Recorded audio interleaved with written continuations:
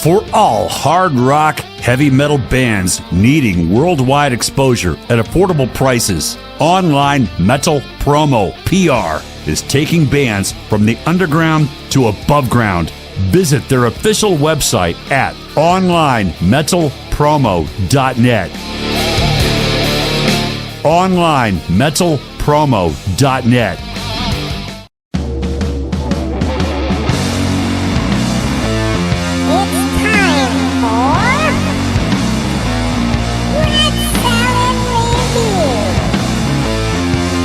With your hosts, Wayne New, Greg Narlo, and Lou Maddox.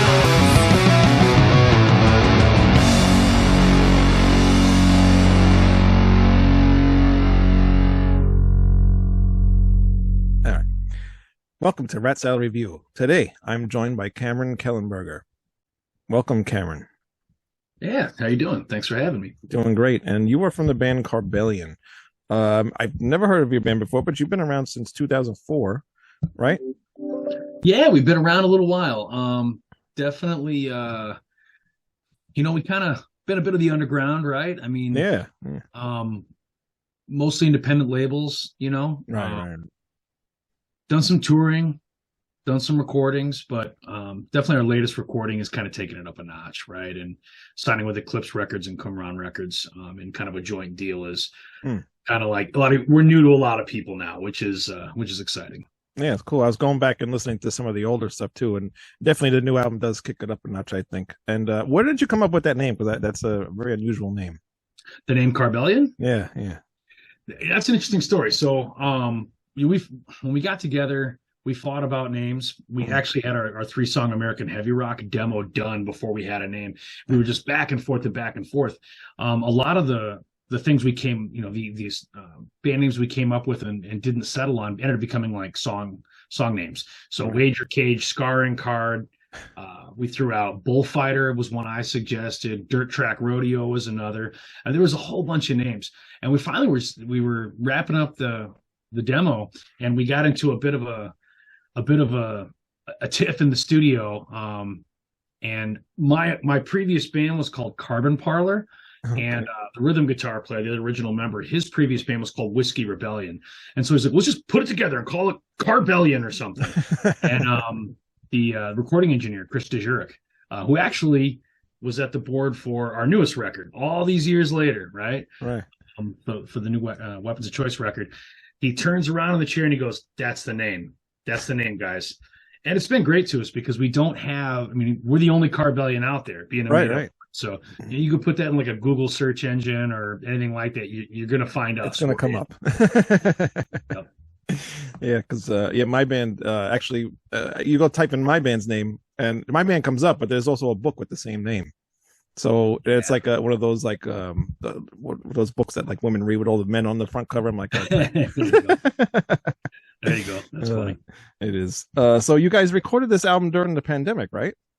We started it right before the pandemic, so obviously not knowing that was coming, clearly. Yeah. So fall, winter, going into to 2019, we started recording and got like 2 of the songs kind of pretty much completely done. And then we were getting ready to go back in the studio in March of 2020. And that was right around the time that the whole thing broke and lockdowns and the pandemic. So I guess one good thing about it is we had all that time before we could get back in the studio where we use Zoom, we use different tools, and we did a lot of remote writing and really worked these songs around quite a bit before going back into the studio. I think it was probably 2021 we were back in there. A little bit early on some stuff, but the lockdowns were lifting. It was kind of like, okay. We got back in, and so it took us almost like 2.5, 3 years really to record this record because of the pandemic. But we spent a lot of time working on it. So I think that shows in some of the songs. There's first record we've done where I think there's no filler. Yeah. I think there's a song, they're all different, but there's kind of something for everybody on this record. Right. Now, is it the first time you guys recorded like that? It's the first time we recorded over such a long span of time. Okay. We've done some things remotely before to write, okay. But never as much or as long as we had to. in the writing process, because usually we just get together. That's where the magic Right. is. We all get in the room, turn it up way too loud, and just let it rip. So this was different, but again, the time just allowed us so much time. Yeah. I noticed there's like a almost a heavy influence of like Corrosion of Conformity, even some like stoner metal, and even like here's some like Danzig type stuff in there. Was that like a conscious thing to do? Because it's like I said, the album's a little different from your earlier stuff. So was that something that you planned on doing, or just happened? I think it's a good call out. I mean, we're all, you say Corrosion of Conformity, we're all big fans, right? We like Clutch. I'm big into a bunch of different stoner rock stuff. I take a lot of difference all the way back to Caius, and some of that stuff. I've always been really into that. The guys kind of touch on some of that stuff too. One of the big changes with why this record I think has just like a heavier influence almost is our drummer Jamie Damrow, who'd been the drummer for like 14 years in Carbellion, moved out to lead guitar. Oh, really? Wow. He'd been a guitar player forever too, and there was an opportunity Peter Rich, the original lead guitar player, he left to do family things, and we're all still real tight, but I kind of left an open vacancy. He said, I want to do it, and it was like, wow, okay, well now we got to find a drummer. But we moved him out to lead guitar. Well, he's a metal guy, right? So he brought some of the heavier crunch into the guitars and a little bit more of that metal influence, but like Brandon Bauer on rhythm guitar and myself, we're kind of got a stoner, dirgy COC Clutch. Yeah, definitely. As I heard that immediately. Yeah, he likes Black Label Society a bunch, and even in some of the songs, there's even a bit of a punk influence. I mean, I would never say we're a punk band, but there's a little bit of that action rock, punk and roll, a touch of that in some of the songs, because the drummer that came in, Brent Nims, he's big into a lot of those genres, right? And Steve on bass. He kind of dances around all that stuff too. So it's kind of how you get there, I think, a little bit heavier on this record was probably Jamie moving out to lead guitar, I think. Yeah, that's cool.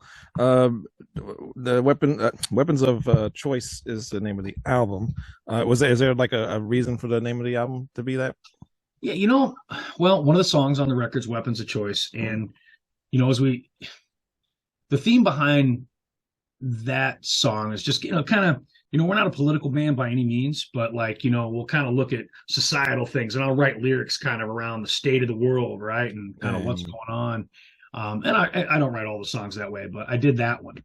And it was kind of like, you see, there's so many people, on the soapbox and on the bully pulpit and, the media and how it uses the different influence. And it's just like, what's the weapon of choice to manipulate the people a little bit was kind of what the theme was. And then we just really liked this, as we started talking about the songs, and it's like you have all these, there's some difference in the songs, right? They're all a little bit unique. Yeah. And we're kind of like, well, people are going to like different songs. We had a hard time picking singles and stuff. And so Weapons of Choice, kind of you pick that kind of just stuck, and we liked it. Yeah, definitely a cool name. And there's a car theme going on with you guys. Are you guys mechanics or what? Or it just happens because of the name? We're all hot rod guys, motorcycle guys, bike guys. So yeah, we all have some combination of something like that. And when you get the name Carbellion and nobody knows you gotta put something what it means, it's kind of got a vibe like Car Rebellion, Yeah. So I mean, that's definitely a heavy influence. And when we decided the artwork for the new record, again, kind of a tie-in. It was like, okay, well, we're all into different, Chevys, Fords, Mopars, whatever, right? Motorcycles, Harleys, I ride a Victor, so it's like, we're all kind of all over the place in that. So again, kind of Weapons of Choice a little bit. And we like a lot of that retro. We're big into drag racing, we're kind of like, we're into watching that and fans. And a good friend of mine, Andy Bull, races NHRA, and we filmed part of the bar fight video for the new record in his race shop. And on one of our previous records, we wrote a song about him specifically called Top Alcohol, because he races Top Alcohol Funny Car. So we thought, we want to put a drag racing theme into the artwork. And that's kind of where the cover comes from. It's kind of like a tribute to like Hot Rod magazine in the 60s. We made it look like that deliberately, right? Kind of created a magazine cover out of the record cover. Yeah, that was a good idea. It did come out really good. Actually, where I am, we used to have drag races here like all the time, like back in the day. My father was younger, and now they're like everybody's wants a drag strip here, and for some reason I don't know why, but they just don't want one. Yeah, I don't know. There's a stigma. It's a rebellious thing. I don't know. Yeah. I remember going through my father's old pictures. He would go constantly all the time, and it's kind of cool to see things like that. But we don't have much of that stuff around here anymore. That's unfortunate. I mean, it kind of puts people on the street doing it, which is not the best. I know, and you would think you want them to be a little bit safer doing it somewhere. You would think. You would think. Yeah. But we do have like a little car, like a little car thing that happens once in a while with monster trucks once in a while too. So a raceway. Nice. So Nice. at least we got something here. Yeah. Now you guys, I was reading the bio, and you guys have you played out a lot? Because it seems like you guys really want to do some bigger shows. But so how's like with you guys playing out? Do you do that often, or? Yeah, we go through waves of it. We've been around a long time, like you said earlier. We've done some touring. It's been some years, but we were, get in the van, club touring type of band for quite a few years. So we've toured out. We're based in Wisconsin, but we've toured out down to Texas. Was like a second home for a while. So we go kind of shoot down to Texas. We shoot over to California, kind of come back up. We've gone the other direction too, into Louisiana, go down to Texas, kind of go that way and come back up. So we've done a lot of touring. Locally, I mean, I would just say like around the state of Wisconsin and Chicago's kind of in our backyard. We've opened for a lot of bands that we idolize, you know what I mean? So we've been very fortunate that way. At one point, beginning of the band, we were playing like anywhere between 40 and 50 shows every year. So we're playing a lot. Yeah. For not being a full-time gig. And now we're a lot more selective, to be honest, right? I mean, it's like I say we paid our dues because that sounds cheeseball, but we're a little more selective. We focus a lot on the writing and kind of play the big shows or the shows we really want to play. The bands we want to play with. So yeah, it makes sense. Do you have like a pay to play type thing going on over there? How's that work with you? With the shows? They try that stuff here, and we don't do it. Yeah, good. We've never done it, and don't really ever see us doing it. Put it that way. I understand that helps out some of the clubs, but it's also kind of ruined a little bit of the live music scene in a lot of cities, because if anybody can play, you don't have to cut your teeth by going to shows, supporting shows, getting ins with bands that are already playing, and kind of like back in the day, handed demo tapes or whatever it is, right? But now it'd be like download cards or whatever it is. But really getting out there and working. I say the cream doesn't rise to the top as easily. Anybody can pay to play, and that's kind of screwed it up to where people don't want to go out and see crap bands. Right, yeah, exactly. Your influences. So, who are your influences as far as vocal wise? Because did you take lessons? I did not, but I've been doing it a long time. Yeah, okay. When I first started singing in bands, way back. I mean, I was kind of like, I knew how to yell and shout more than I knew how to carry it. Right? So the early stuff kind of sounds like, the very, very, very, very early stuff probably sounds like, Cro-Mags and kind of New York hardcore yelling type. I would call it like a yelling style. Right. But, I kind of came up through some of the grunge era too. So I really worked hard to try to pick up some of that style, which is kind of classic rock influenced and melodies and stuff. So I worked hard at that for a lot of years, and kind of just kind of developed it. I mean, I've been in a lot of different kinds of bands, but they were always kind of rock oriented in some way, probably on the heavier side, I just kind of built it up. I mean, I try to replicate a lot of the grunge singers when I was, young, coming up with it, right? Try to sing, go after the easy singers like Lane Staley, and you think he's easy, but he's not so much. Yeah. Chris Cornell, stuff like that. Oh my God, yeah. So I would really kind of try to get those styles, but I was always into I like Creedence Clearwater Revival. I like John Fogerty's voice. So I kind of put a little yowl in it. It's probably where people pick up a little Danzig here and there, maybe, or something like that, kind of later on. I had some comparisons, in the style, not really so much my voice, but like John Garcia from Caius. In some of the earlier music, you can kind of hear some of that more. You kind of do what you listen to, right? So I think you pick up some of that, there's some newer stuff I really like where it's kind of retro, and I've been really listening to the vocals on Rival Sons. I think that Jay Buchanan is one of the best singers out there in rock, period, especially these days. I listened out of the UK, the Temperance Movement had a real classic rock throwback kind of vibe going. I like that band. I like the style of the singer. It's kind of all over the place. I like Mark Lanigan a lot. took him as a kind of an influence, and also lyric writing a little bit too, and trying to be quiet to loud and introspective with some of it. So yeah. Very cool. I remember the question now. What is the metal scene over near where you are in Wisconsin? I mean, everyone's always going to say, "Oh, our local scene sucks," or at least I hear that a lot. I would say that it ebbs and flows. I mean, it's like, I think it's kind of no matter where you're at, it's a little bit that way. And we got Chicago in our backyard, which is a very pay-to-play tribute bands, cover bands. It wasn't always that way, but kind of is these days, because that's your big guaranteed draws. Kind of what it is here too. Yeah. I think a lot of the big cities, right? And even the smaller cities, it's really kind of leaked in. And nothing against that, if that's your jam, but doesn't leave much. They make a lot of money. Make a lot of money, right?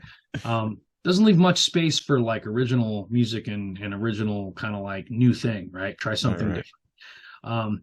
So I would say like in southeastern Wisconsin, so Milwaukee, Green Bay, Madison, kind of like this corner where all the people are at in Wisconsin. There's some really good bands out there locally, I think, in a lot of different rock genres in that, and other genres too. But,